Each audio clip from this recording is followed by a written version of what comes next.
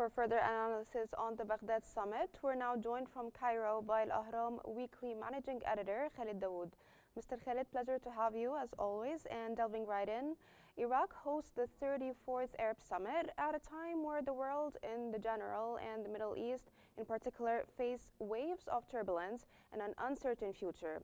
With this in hindsight, will the ongoing Arab Summit be able to come up with a common vision and a joint action plan to confront emerging challenges? Well, thanks, Salma, for having me.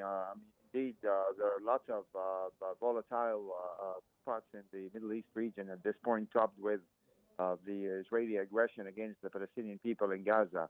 And I think it was important for the Arab Summit to convene at this timing of Israeli escalation against the Palestinians and the plans to forcibly displace the Palestinian people in order to deliver a united message stressing that this war needs to come an immediate stop and calling for the entry of much-needed humanitarian assistance to the Palestinian people in Gaza. I think it was also significant the attendance of the UN Secretary General Antonio Guterres and the Spanish Prime Minister, who's actually been very active together with 6 Arab European nations in insisting that it's not only the Arab world that's calling for an immediate end to this war, but also key European nations. And he pledged that they will also have some moves within the United Nations General Assembly, issuing a resolution that calls upon Israel to immediately stop the war and, of course, to allow the humanitarian assistance into Gaza after nearly 2.5 months of total blockade of any sort of supplies, whether food or fuel or very much needed medicine into Gaza. So on the Gaza front, it was very important for the Arab leaders to meet and deliver this message, especially when there are ongoing negotiations in Doha at a very critical stage following the tour of U.S. President Trump of the region. Now, building on what you said, sir, and given the diversity of urgent issues from Gaza to Sudan, how effective can the summit be in delivering coordinated and tangible solutions for peace and stability? Well, at least they can take official positions that reflect the joint Arab stand on the ongoing conflicts in the Middle East region. You mentioned Sudan, a very tense situation. Actually, the humanitarian situation in Sudan might be even worse than the one in Gaza, unfortunately. But there isn't much international attention to the situation in Sudan and the need to immediately stop the war between the fighting factions there within the Sudanese army. As well as the deteriorating situation in Libya as well. We can see that there are renewed clashes within the Libyan capital, Tripoli. And of course, we have the continuing tensions going on in Yemen.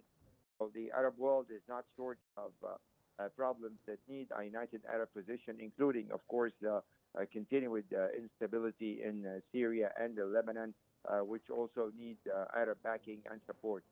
Unfortunately, the Arab summits are not necessarily the only venue for coordinating Arab positions. There's been some key absence of leaders of the Arab Gulf nations who have met recently with Trump. Only the Qatari Emir made it to Baghdad, while all the Arab Gulf leaders were not present at this meeting. We also saw a significant absence for the Syrian president, for the Lebanese prime minister. So probably there are some usual inter-Arab differences that make or push some Arab leaders to prefer to move within other circles than the Arab Summit itself. But I think it was important for President Abdel Fattah al-Sisi to be present during this summit. I think his speech was very significant in reflecting Egypt's understanding of the real intention of the current Israeli escalation in Gaza, saying that it's not only meant to punish the Palestinian people for the October 7th attack, but also to change the demographic nature of the Gaza Strip and to force Palestinians to move out from Gaza by making life there unbearable, and as well delivering a very clear message to the American president and to the international community that if there is any hope or ambition that there would be stability or normalization of relations between Israel and Arab countries, that will never happen before finding a final solution for the Palestinian issue, basically by creating a two-state solution. So it's important to declare those stands in public so that at least they help into shaping the solutions that we are looking for in the Arab region, whether in Gaza, Sudan, Libya, or Lebanon, Syria.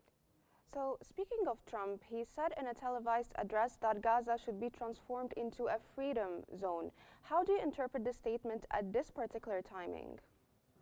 Well, I think it was, again, important to hear from the U.S. president the need to immediately stop the war in Gaza and to deal with the humanitarian situation. I'm not so sure about turning Gaza into a freedom zone or all those kinds of very rosy ambitions by the U.S. president, because, again, this will take a very, very long time. And the priority right now, if Mr. Trump is serious about making any better future for Gaza, is to stop the war in Gaza and to give up on all those kind of proposals to move the Palestinian people outside Gaza, because after more than 19 months of war, Palestinians have confirmed repeatedly that their priority is to stay on their own homeland and not to basically seek some other place to live, because the issue is a matter of rights, self-determination, the need to end the racist Israeli occupation, and not simply finding some good place for the Palestinians to live in. Sir, you've mentioned the two-state solution, which is the main goal. What challenges and opportunities does this summit present for reviving the two-state solution and ending the ongoing Israeli aggression? To be very honest, Salma, the main obstacle for all this is the current Israeli government and the Israeli Prime Minister Benjamin Netanyahu. I mean, you can see that the entire world, including the closest allies of Israel, the United States, are calling upon the Israeli side to stop this war immediately, and unfortunately, for political purposes, to maintain his own alliance and to avoid accountability for his failures, the Israeli Prime Minister is opting even to contradict the ambitions of his own people, the demands of his own people, to stop this war so that an agreement can be reached for the exchange of prisoners and restoring calm and stability.